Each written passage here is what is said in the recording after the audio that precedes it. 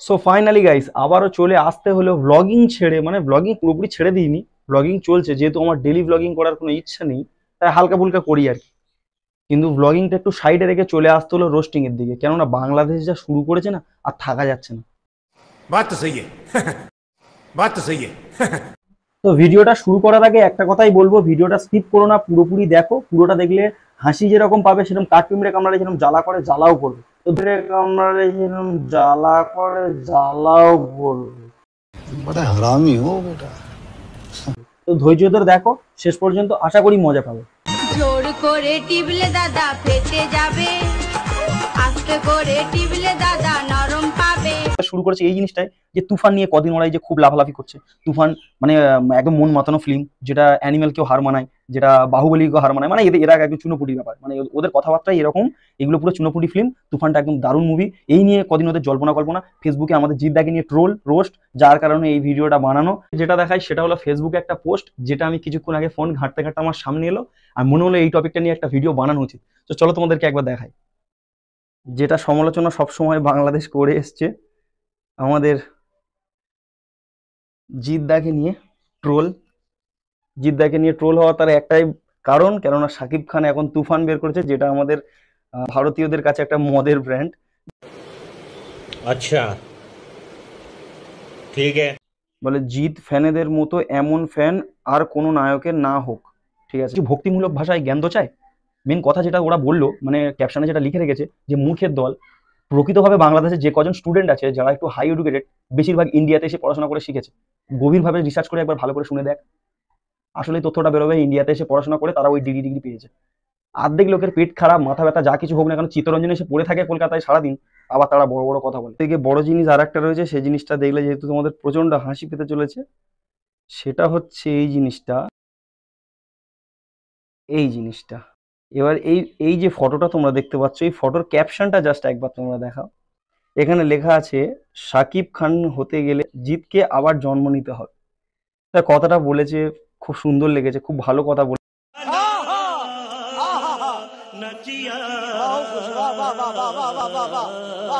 এবার মেন কথা যেটা হচ্ছে, এই যে কমেন্ট, মানে এই যে ফটোটার কমেন্ট সেকশনে আমাদের একটা ভাই খুব সুন্দর, সে যে রিপ্লাইটা যেটা করেছে, মানে তার কোনো জবাব হয় না, যার কারণে সেটা পাচ্ছি না। তবে এই যে কমেন্টটা এক্ষুনি এটা দেখলাম, মানে যে যেরকম ফটোটা দিয়ে রেখেছে সঙ্গে এটাই বেশ ভালো মানাচ্ছে। কমেন্টটা করেছে, জাস্ট তোমরা একবার পরে বুঝতে পারবে। আমার ছোটবেলা থেকে স্বপ্ন ছিল যে বড় হয়ে একটা অনেক বড়, মানে দেখবো আর কি, কাউকে একটা দেখবো, সেটা আজকে স্বপ্ন পূরণ হলো। ভালো লিখেছে। তারপরে হচ্ছে পালা ভাই পালা, মানে বোকাচোদা এসেই গেছে, মানে বুঝতেই পেরে, সবাই বুঝতে পেরে গেছে। क्या बात है सर, क्या बात है सर, क्या बात, ये बात है। अरे सर क्या बात। রিপ্লাই ছিল অনেকটা এইরকম, যে মজা যখন করছেন তাহলে জিদ্দাকে নিয়ে করার কি এমন কি দরকার আছে, তাহলে বলিউডের বাদশা শাহরুখ খানকে নিয়ে করুন, তাহলে একটু বেশি হাসতে পারি। যে যদি কল্পনাতেই ঘরবাড়ি করি তাহলে ইট বালি সিমেন্ট কম দেবো কেন? এই বাংলাদেশের লোকেদের সত্যি আক্কেল হওয়া উচিত, যে সামান্য একটা তুফান মুভি নিয়ে তোমরা এত ঝড় তুলেছো। যদি জিদ্দার দিক থেকে বলি, 2011 সালে 100% লাভ বের করেছিল, এখনো পর্যন্ত লোক দেখলে চোখে জল এসে যায়। যদি দেখে না থাকো, একবার ভালো করে দেখো, সাকিব খান সবকিছু ধুলো হয়ে যাবে, কিচ্ছু নয়। আর তোমাদের দেশের, বাংলাদেশের যে কোনো একটা, যে কোনো সবকিছু বড় কিছু, যা কিছু হতে গেলে আমাদের ইন্ডিয়াতে আসতেই হবে, বড় হতে গেলে। এই জিনিসটা মাথায় রাখো। আর আরো একটা জিনিস, তোমরা কদিন ধরে প্রচন্ড পরিমাণে খালি বলছো ইন্ডিয়ান জিনিস বর্জন করুন বর্জন করুন। কি এত বর্জন করুন? কি বর্জন করে কি লাভটা কি হবে? কি ভারতবর্ষ কি পিছনে পড়ে যাবে? তোমরা যদি কিছু না কেনাকাটি করো, ভারতবর্ষ পিছনে পড়ে যাবে, এটাই ভেবে রেখেছো? ভালো করে একটু খোঁজ নিয়ে দেখো তো তোমাদের দেশে ফিরদৌস কি করে উঠলো, ভালো করে একটু খোঁজ নিয়ে দেখো। আর এইটুকুনি বলতে পারি, কি খোঁজ নেওয়ার ক্ষমতাও নেই, কারণ ওদের কাছে গেলে তোমাদের লাথি মেরে ভাগিয়ে দেবে। সেটুকুনি তো খবর, তোমাদের খোঁজ নেওয়ার কোনো অকাদি নেই। হ্যাঁ, থালা সাজিয়ে রেখেছো, কেউ খাবার দিচ্ছে না, কষ্ট হচ্ছে না? হ্যাঁ, খুব কষ্ট হচ্ছে বলো। থালা দিয়ে দিয়েছে, খাবার দিচ্ছে না, শোনা গো আমার। ট্রেন নিয়ে যে কদিন যে সমস্যা হচ্ছে, যে দাদাদের ট্রেন এভাবে আমাদের বাংলাদেশের বুক চিরে চলে যাবে, কি করবে তোমরা? ট্রেন না চললে তোমরা ইন্ডিয়া থেকে অর্ধেক জিনিস না নিয়ে গেলে, বলো দেখি, ভালো করে বলো দেখি, ওখানে অর্ধেক জিনিস খাওয়া হবে লোকের। আর সব থেকে প্রচন্ড পরিমাণে হাসি লাগে তখন, যখন বাংলাদেশে এডিটিং গুলো যেগুলো করে, কদিন আগে T20 নিয়ে পড়লো, এখন এই ট্রেন নিয়ে পড়েছে, বয়কট করা নিয়ে, কত দিক, মানে চারিদিক থেকে, মানে কিভাবে অ্যাটাক করা যায়, কি করা যায়, কিছু তো কিছু সফল হচ্ছে না, কিন্তু আটকে যাচ্ছে। বলছে কিনা যে ট্রেন এমন এডিট করেছে, ট্রেন সবাই মিলে গার্ড করে ধরে রেখেছে। এইভাবে ট্রেন কোনোদিন আটকে রাখা যায়?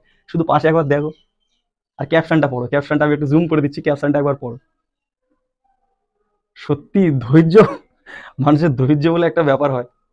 চলতে যাই সবাই মিলে একসাথে, এমন কিছু কথা বলো না যাতে মাথা মাথা গরম হয়ে গিয়ে এমন রোস্টিং করি, মানে যেহেতু আমার তো কোনো রোস্টিং করার মানে আমি রোস্টিং কিছু করি না, জানি না, যেহেতু বেকার বলা, কিন্তু এমন প্যাক মারবো 2 দিন ভাত খাওয়া উঠে যাবে।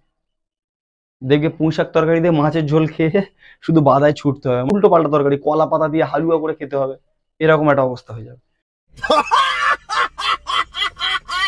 তাই বলছি এমন কিছু বলো না আর এমন কিছু করো না যাতে মাথা পেট একসঙ্গে খারাপ হয়ে যায়। এমন কিছু বলে বসবো আবার তখন মাথা গরম হয়ে যাবে, ন্যাড়া হয়ে ঘুরতে হবে। বুঝলে তো ব্যাপারটা? পর্যন্ত আজকে শেষ করে দিলাম, আর বাড়াবাড়ি করিস না ভাই, নাহলে পেট বেট একসঙ্গে খারাপ হয়ে যাবে, লুজ মোশন শুরু হবে, পিছন থেকে মুখ থেকে বন্ধ হবে। তবে চলি, যদি জিতের ভালোবেসে থাকো, জিত লাভার হয়ে থাকো, ভিডিওটা শেয়ার করো। তো চলো দেখা হচ্ছে আরো একটা নতুন ভিডিওতে।